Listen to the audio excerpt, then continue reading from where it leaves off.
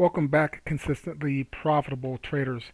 This is the update for January 18th. The last video that we did was looking at the Asian session for the day of the 18th. Let's go to some intraday trades first. On the Asian session,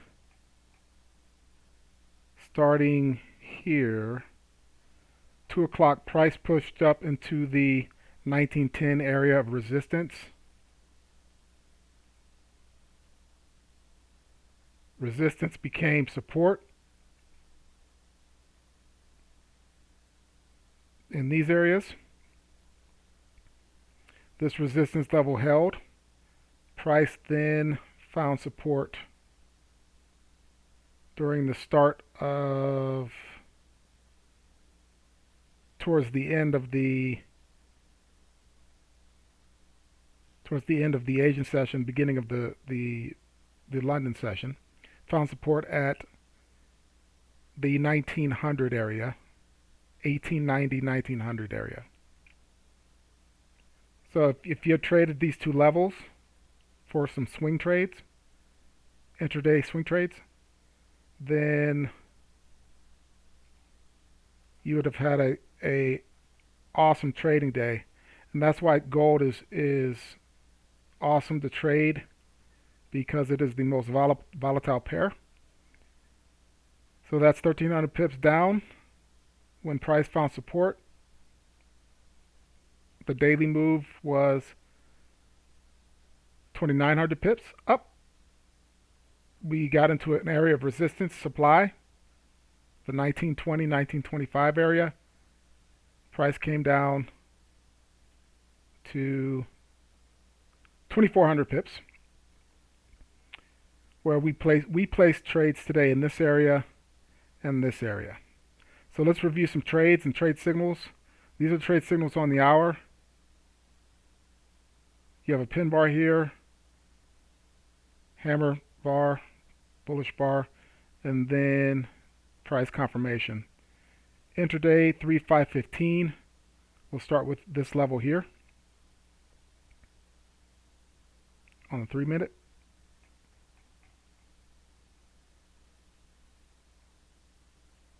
Asian session, as you can see, we have clear signals at a 0-0, 1910. Always be aware of the 10, 15, 20, 25, 5, and 0 zeros. The institutions love those numbers, and a lot of times during the trading day, that's where price will give you a signal to buy or sell. So on the 3-5-15, you enter a trade here. And depending on your trade management, we love using stop losses that are 1 to 2% of our account balance, which would be here in this area. And then if you want to do 550 to 500 pips take profit, you could take profit right here. Or you can pull your stops down until you see price finds an area of support and turns around. And that would have been at the 1900 area. Actually, I'm sorry, the 1890 area. 1890, 1895 area. Okay, so that's your first trade. That's your first profitable trade. If you are up towards the end of the Asian session, when the London session comes in, this was a trade that we looked at during the session and did not place the trade. Should have placed the trade here with a tight stop loss. Have all the trade signals. We have a swing of 1,500 down into supply. That was our trade plan, but we didn't place the trade. Should have placed the trade here. It would have been a very, very successful trade. If you did place the trade here, then the trade went in your favor. 600 pips within the hour. and then this was the actual daily move.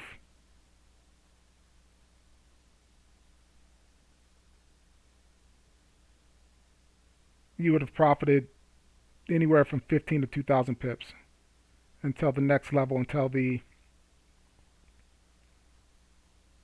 New York session. Okay, so that was our second trade level where price found support. And then price entered into an area of resistance where we placed a trade here, and we profited 500 pips. Now again, if we had a different trading style, we would have stayed in the trade and profited 2,000 pips, but we profited 500 with our trading plan. Take profits at 50, 500, and 1,000. So again, that's trade management, but we did place this trade on 3/5/15. So let's look at all these on 3/5/15. The inside bar at this level with these two wicks. Actually, we were looking at this wick. That's a left shoulder for us. This would be the head, and then we get the inside bar at the 2500 number. And now this was also a data trade for us. Here's how this was a data trade. We went to the daily range, our daily range data for January, and we looked at the 29, 28. Those were the extremes last week. The extremes the week before were 39, 33, 4,000, we say 3,500, and then 20, 28, 26. So when we saw this 29 here, it helped us make this trade decision here during the the New York session. Helped us place this trade here with a degree of predictability and confidence. Now here's why. We looked at our data, we came to our daily range data, and then we looked at the chart. We went to the monthly chart, and we saw price coming into these highs here.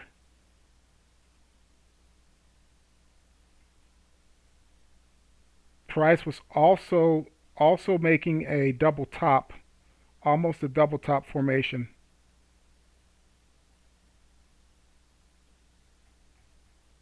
Almost a double top formation here. And then what also made the trade more confirmation on the trade was we looked at our daily move. Our daily move at that point in time was 2,900, almost 3,000 pips. So then we marked this as a daily high, and then we want to hold this trade as the daily high. Now, we got out of the trade with the pips that we wanted. And again, this is trade management, a good discussion. If we hold this trade, we are expecting a pullback of 1,000 to 1,500 pips. But this is a daily high coming into an area of supply resistance. And then the day had already moved 2,900 pips. We go to our daily data. We see these extremes, 28, 26, 28, 29, 56. And then today, the daily move was 2,900. And that's how you can use daily ranges to book more pips on your trades. So you can let these, once you know this is a 2,900, you can let this run for a couple of hours to see how far it will pull back, or just pull your stops down. We pulled our full profit around 500 pips, but we could have stayed in that trade. And then the last trade that we made for the trading day was the 1901 1900 area. We we believed that this area was going to act as support again. Now, coming into this next trading day, be aware that price may want to come and do a triple top. This could be for the Mykoff wave fans, this could be the start of a M or W wave. And that will be at the area of the 1900 area if this holds coming into the next day. So those were our trades. Let's look at those trades on 3-5-15. This trade we got in here, and then for 300 we got in this area for 300 pips, and then we took half the position off, wanting the trade to continue on up here, but it was towards the end of the trading day, so when price came back here, we took the whole position off with a good profit. Now the day ends, spreads get wide when books close. If your broker at the end of the trading day is usually coming up towards the end of the New York hour, the 2021 hour on this broker, so spreads will widen, and that's why we didn't want to leave this trade on the table, because our stop losses were placed right under this area. So that's the recap of the trading day. We will put this on the forums. Come over to the YouTube channel, click playlist, and then these videos this will be a data service video, and this will also be a gold weekly analysis, supply and demand. And then we have some trade psychology videos that we're going to place for you also. Alrighty, be profitable. Our next video will probably be on Friday with the weekly recap.